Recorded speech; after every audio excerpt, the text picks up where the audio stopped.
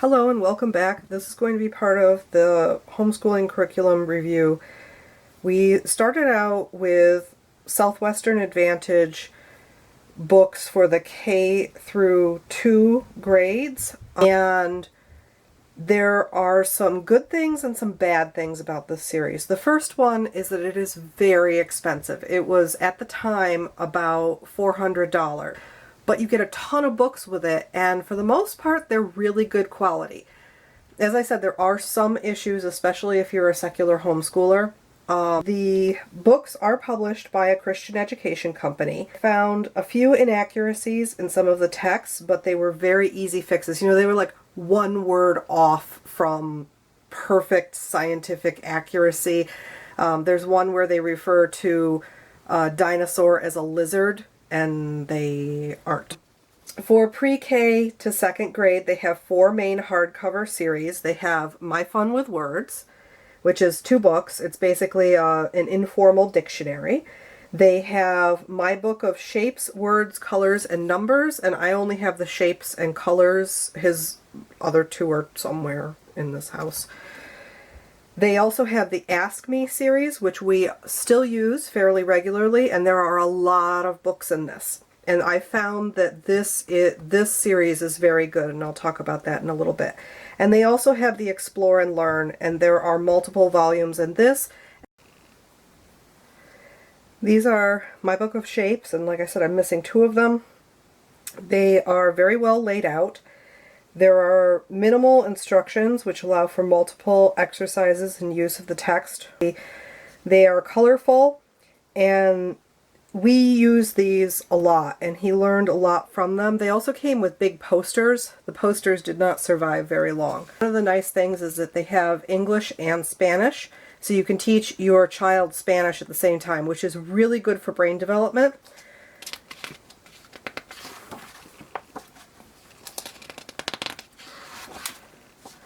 So here's the red page, and so red and rojo. And you can see it's just a very simple format, but they're very attractive pictures.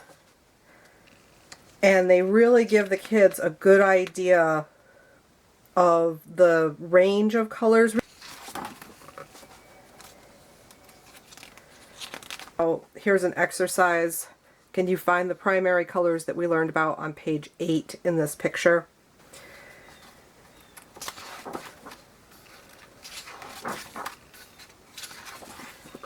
And then here's another exercise after they've gone through the neutral colors.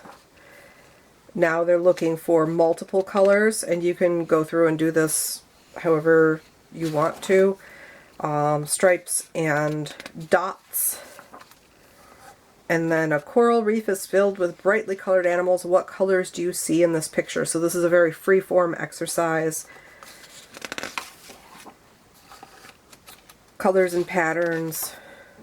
And then this one has all these different games that you can play with just this one page, and it's all matching games and spot it games and stuff like that, which is wonderful for like 2, 3, 4, 5-year-olds. And then they also offer word building activities and suggestions to do with your children. These were absolutely fantastic books. Really happy with them. Definitely appropriate for either secular or religious homeschoolers. There is no... The next one I'll go over are the My Fun with Words. There are 2 volumes in this. Unfortunately, I find these problematic, and not just a little problematic, but really problematic. There are 2 books. They are informal dictionaries. They have basic definitions of things. So here's bake. To bake means to cook in an oven. You can bake cakes, pies, and cookies in an oven. When you cook meat in an oven, that is called roasting. It's a strange thing, but that's the way it is. So it's sort of these informal definitions where they sometimes use the word in a sentence a couple different ways, and sometimes they define them and sometimes they don't. There are words where they say there's no definition for this word, but if you look at Webster's dictionary, there definitely is a definition for that word that does not use the word itself. So sometimes, like the word am, uses the word am to define am. Some of the definitions are just wrong. Like their definition for carnivore is anything that eats meat, and they define people as carnivores. People are not carnivores, people are omnivores. And they also call a gorilla a monkey, and a gorilla is not a monkey. A gorilla is an ape, and that is a pretty important distinction to make.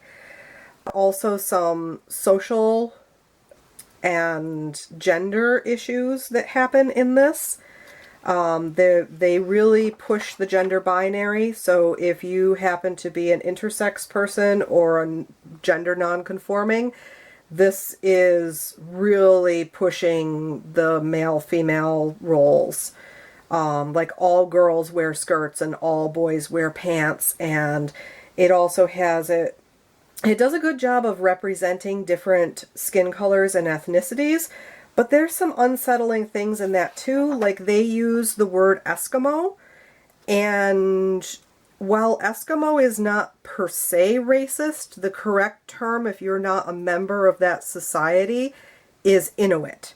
And we have known that for 30 years now. So I do have some issues with that. The people up north have asked the rest of the world to stop using that word, and we ought to stop using that word. There's also some nice things about it. It offers both the American and UK or Canadian version of the word, and I'll see if I can find one of those.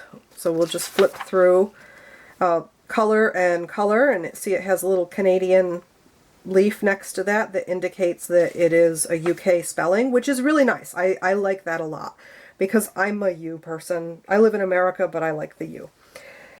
So I would say use these two with caution and be mindful that it is reflecting your family's values and not values that you don't want to embrace in your family.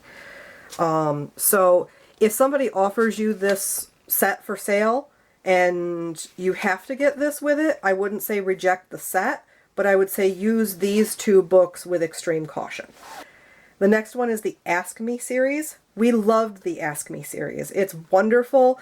It is accurate for the most part. There were like a few tiny little discrepancies, but I think that those are discrepancies that came up in science after these things were published. So like a lot of them, the scientists don't even agree on yet. So I'm cool with a few little mistakes here and there. We still use these. They fit in well with a science-based secular curriculum or a science-friendly Christian curriculum.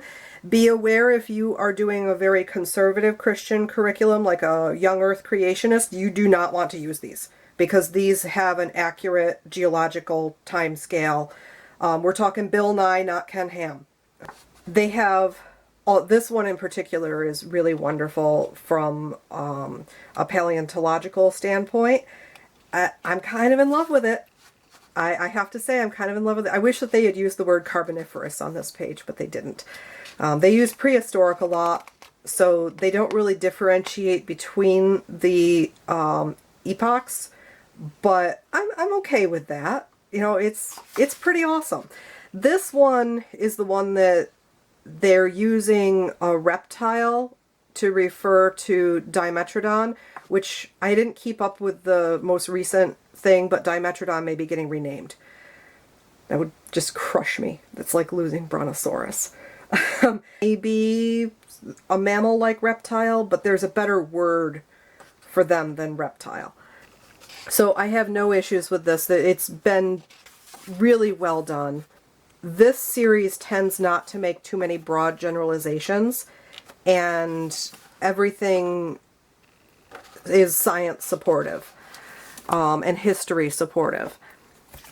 And it also tends to be really egalitarian in terms of how it presents people, and it bounces around to give credit to different cultures for the things that they actually did. So this is not a Eurocentric perspective on things. It is a very global perspective, which I really like. There are, again, a few problematic words here or there. You need to screen this before you read it to your child. And there's a bunch of books that come with it. So there's Do Plants Eat Meat? Can Lizards Disappear? Which bug uses a flashlight? Can astronauts see me? Who hid inside a horse? Are my bones bendy? The Explore and Learn series has been excellent. There's the Science and Technology, Atlas of the World, Me and My Body, The Natural World, Earth and Space, this is a favorite, and then People in Place and Time. So we have really used these quite a bit. We haven't gotten through all of them. He is in first grade right now, so we've got a little bit of time to keep working on them. We use them as supplement. Like if we're bored with something, we'll just crack one of these open and do something with it. But they have some great activities and experiments. The way that they're laid out is pretty clear. The definitions are good.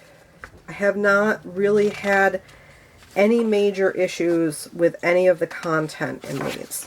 They do a fairy tale every once in a while, and then you discuss the fairy tale. So this is what is a solid. A lot of times they'll have these little banners up here that indicate an experiment. Most of the experiments are the kind of thing that you can do with stuff that you have in home. They give you a materials list and then pretty clear instructions on how to do it. Again, these fit very well with a secular curriculum. There's a lot of good representation between boys and girls and different ethnicities and different clothing styles. Out of the 4 books, the 4 hardcover books that you get with this particular program, the only ones that I would have any hesitation with are the My Fun with Words. My Fun with Words does not align with our personal worldview. And just get your kid a child's Webster dictionary. The My Book Ofs are excellent for little ones. The Ask Me's are awesome. The Explore and Learn is fantastic. Using it in conjunction with other curriculum is not bad. You can usually find these used for pretty cheap because they're so common. It's not a bad set of books. It is a very expensive set of books. I mean, this was $400, which is not cheap. I want to say that they averaged $12 a book. So that is something to consider. If you're on a tight budget, this is probably not the thing that you want to invest in or invest in it used. Thank you for watching, and I will see you next time when I come back with a kindergarten curriculum.